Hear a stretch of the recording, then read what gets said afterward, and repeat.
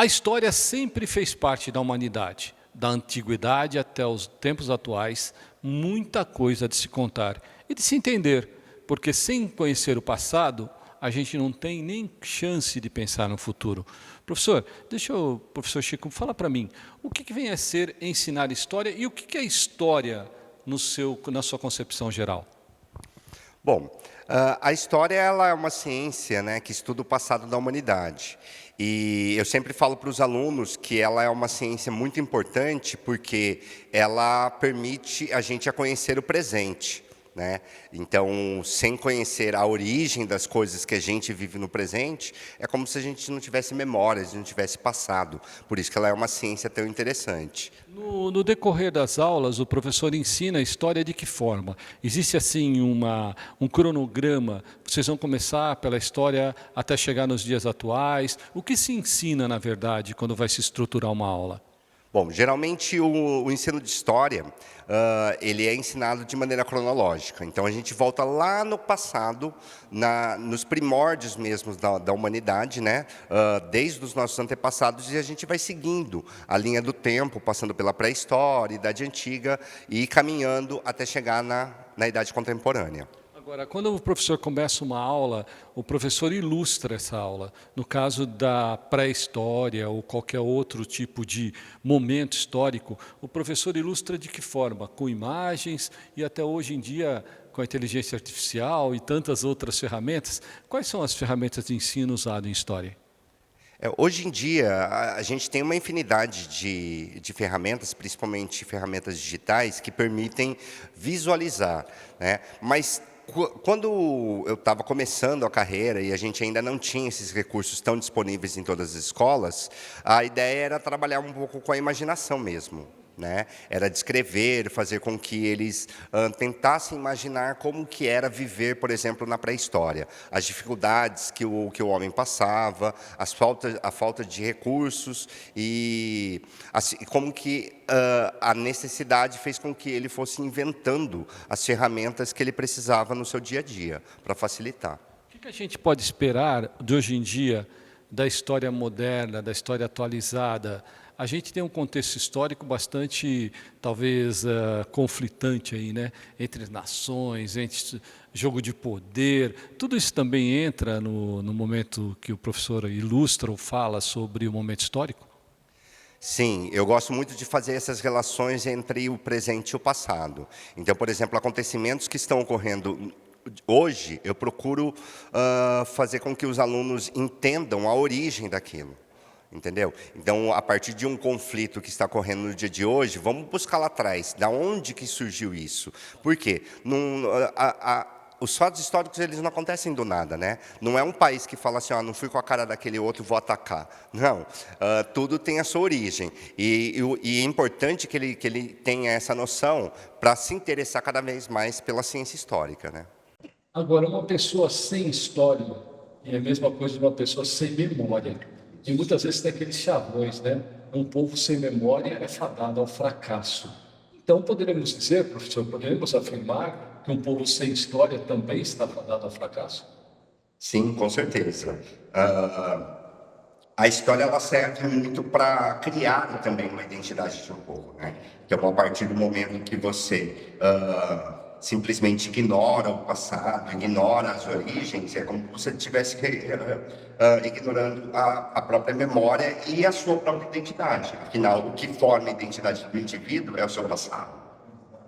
Professor, hoje em dia, com essa história de se criar cenas, criar possibilidades, mentiras, fake news, hoje em dia atrapalha um pouco o processo quando você fica naquela dúvida, será que é isso ou será que é aquilo? Será que aconteceu ou não? Será que é verdade ou não? O professor consegue quebrar tudo isso. Aí entra um professor fundamentando tudo isso, quebrando toda essas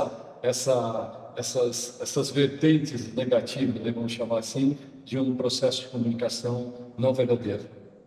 E a gente pode dizer que as fake news hoje é um grande desafio principalmente para a história, né? Porque tem muita gente querendo, fazendo esse revisionismo histórico, negando coisas do passado, ou até modificando certas interpretações que são consolidadas cientificamente, né? E é lógico, os nossos alunos sempre estão,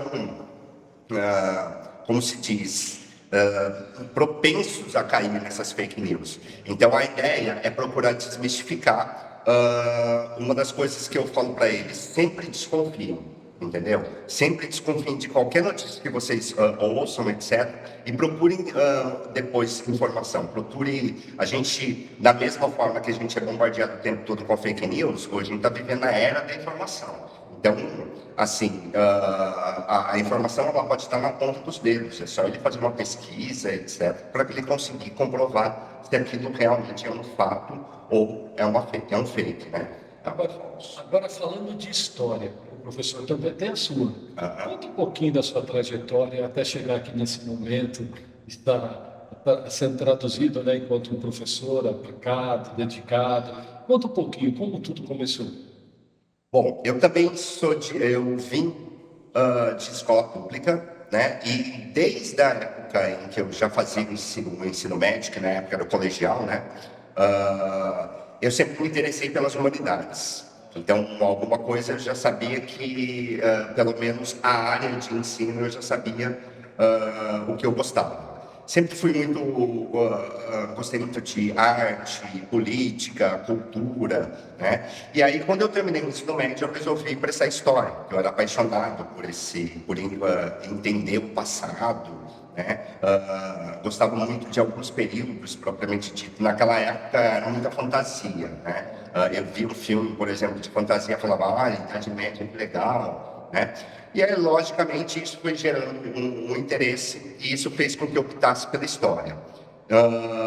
Me formei na Unesp, né? Eu tive a formação como historiador na Unesp e desde da graduação eu já comecei a dar aula, né? Porque a gente tinha lá no campus de Assis, que é onde eu me formei, tinha um cursinho público, né, para alunos carentes, e eu resolvi me aventurar a começar a querer dar aula lá. E assim, desde a primeira aula, acho que a gente é picado pelo mosquitinho da educação. E se tornou um vício. Desde então, eu não quis largar mais, né? Eu fiz toda a graduação, me formei e falei assim, não, é a história que eu quero fazer. Seguir a carreira da educação que eu quero mesmo. Tanto é que depois de formado, comecei a dar aula e depois também fui procurar me aprofundar ainda mais no conhecimento, fazendo pedagogia na UFSCar, tá? E também me especializando em História da Arte. Tá? Então, essa foi mais ou menos a minha trajetória de formação como professor. Mas um professor tão dedicado, tão interessado pela história e tão, assim, digno de ser professor, ele acaba tendo algumas ideias. Para o futuro, professor, o que a gente pode esperar na história? O que vem por aí? O que o professor imagina, já que a gente, como você me disse, a história também é imaginação. O que a gente pode pensar para o futuro? Bom, assim como todo professor, eu tenho muita esperança no futuro, né? A gente sabe que, como professor de história, eu sei que a história da humanidade ela é cheia de períodos de altos e baixos, né? Períodos de regressão e progressão e assim vai, tá? Mas eu acredito muito que o futuro reserva coisas boas para a humanidade. Por quê? A gente realmente está vivendo um período de grandes desafios, né?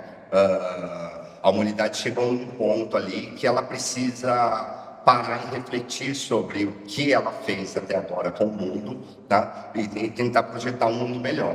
Eu acredito muito na ciência, então se as pessoas começarem a ouvir muito as ciências, os cientistas ou até os professores, eu acho que a gente consegue construir um mundo melhor, né? Vamos parar com as notícias falsas, acreditar em fake news e vamos começar a acreditar realmente no poder da ciência como uma forma de renovar e projetar um futuro melhor. E é assim mesmo, com todo esse entusiasmo, com toda essa certeza do futuro melhor, um professor de história como o professor Chico, que carinhosamente chamam aqui, é que ajuda a nos motivar a querer mais, a entender mais, sei lá, a imaginar, acho que é essa palavra, tá? De um futuro melhor. Meu nome é Kleber Chicrado e a gente se vê no próximo programa. Até lá.